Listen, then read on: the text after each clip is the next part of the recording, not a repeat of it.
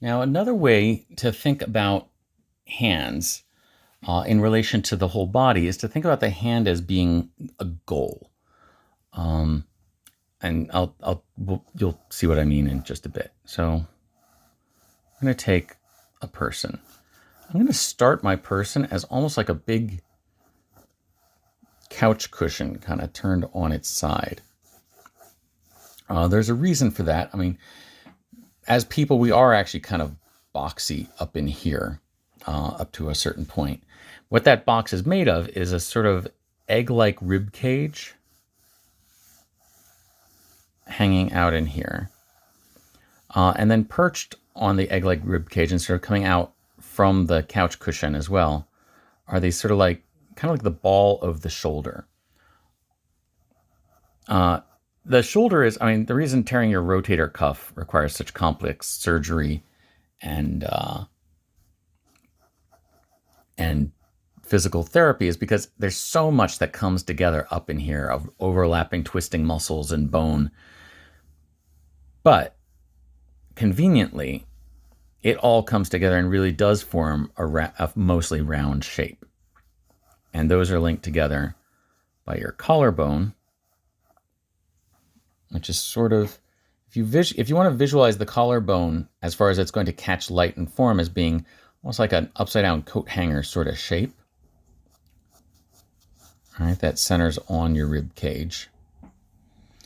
Then from these points where the clavicle, right, comes up to the surface in your shoulder and all the muscles of your shoulder grip it. Coming from your back is your trapezius, which wraps around and grips it as well.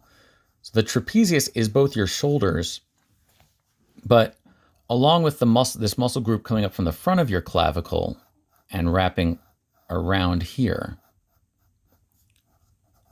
it becomes your neck, and then your actual throat, your larynx and all that kind of pushes forward. So the end result is that your neck, rather than being like a vertical architectural column coming out off your shoulders, is more like a trunk that comes forward.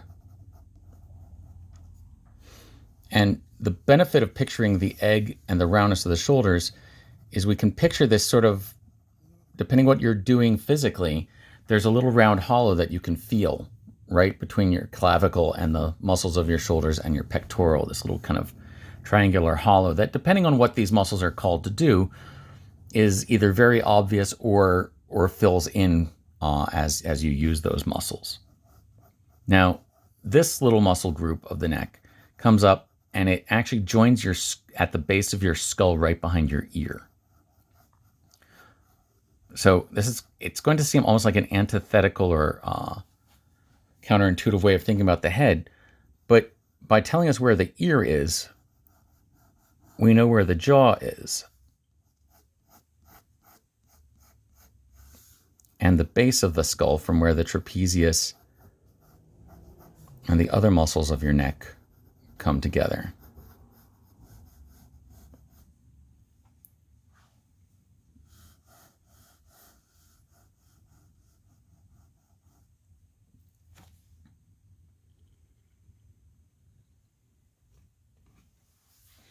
Now, what all this has to do with hands, I will tell you, is the hands. When I said that the hands are a goal, let's say that this person has picked up something and is inspecting it. We could start with an arm and hope to God that by the time we get to the hand, it's where we want it to be, and start with this arm and hope to God that it leads us to that other hand. Or, because hands can go anywhere we want them to, and arms have a million ways of getting them there, we can start with the hand. We can start with that trapezoid, decide how much of the side of it or top of it we're seeing. All right. We know we've got 4 knuckles that have their jobs to do. We can bend that index finger down this way, have the middle finger sort of follow it, so there's a little pinching motion going on. And then we can either decide to invite the ring finger and pinky to the party, or, as happens more often than not in cases like that. We can just let them kind of clench down.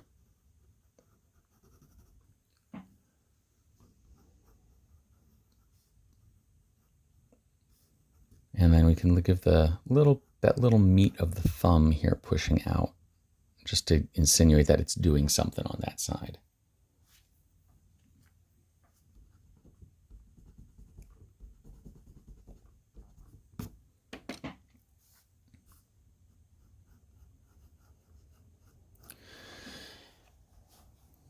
And from there, why not figure out what the other hand is doing?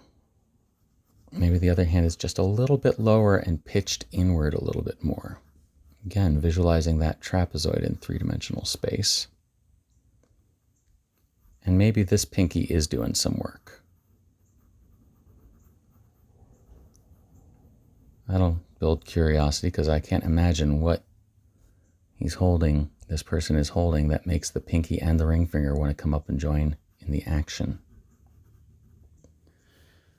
But from whatever we can see as they come up from their imaginary spots on this trapezoid, and we can get the meat of the, think of, at this point we've all become palm readers. We're looking at the lines of that. We're looking at the little knob of the pisiform right here. All right, and then the meat of the thumb coming out. But whatever this person is fiddling with, now we know where their hands are as a goal. And now their arms have a job to do. So we can visualize, just by making it round for starters, dimensionally where we want that elbow to be in space. Do we want it close to the body? Do we want it to swing out a bit? And remembering that thing I said about the thumb side and the pinky side of the forearm, we can imagine that double curve going on the thumb side of the arm. That more gentle curve, single curve coming on the pinky side. And because we're visualizing it as being, having multiple planes to it, and there's a twist to that plane, we can look in the mirror, see how your elbow pops out of here. Because when you bend your arm, there's this bulge of muscle or fatty tissue. It comes up there, and then your elbow protrudes from that. And that will lead us to the bicep and the triceps and that kind of teardrop shaped deltoid. And this is what I was saying. When your arm comes forward like this, these muscles kind of bunch up because your pectoral wraps into your shoulder and your bicep comes out of your armpit, basically. And by doing this, you're going to twist your collarbone back a little more. And the rest of the muscles of your back come up to also form the rest of your armpit and link into your shoulder. But we can do all that once we've figured out where the hand goes. And then this arm doesn't have to obey those same rules at all. We could decide that in this case, we want the elbow to be like back here, say back here in space. We want to make sure we always have room for that upper arm. But if that's where it goes, we can lift up the elbow or the shoulder, right? Again, swinging that collarbone up a little bit.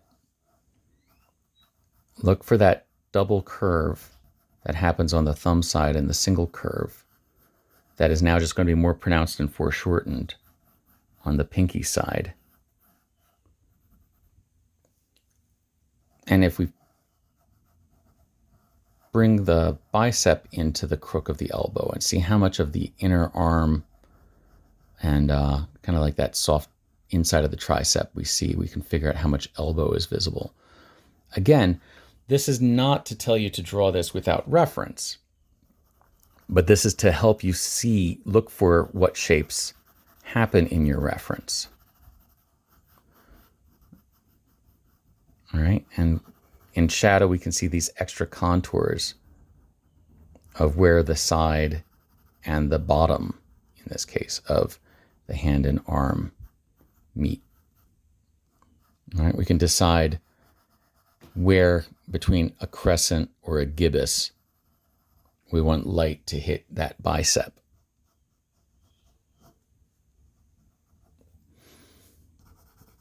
If that's the case, I think we're going to get some backlighting on the flat of the hand here.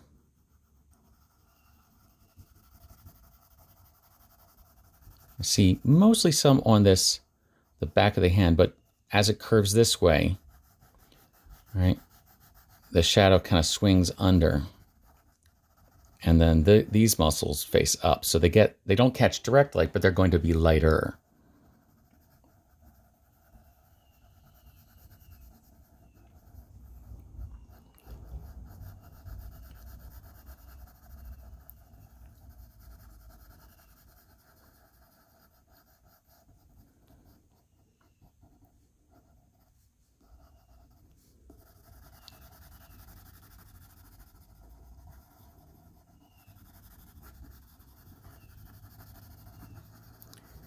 Now, the truth of the matter is, whoever this brave archaeologist is picking up little things to look at and closely inspect, they're probably not really working shirtless and certainly not nude.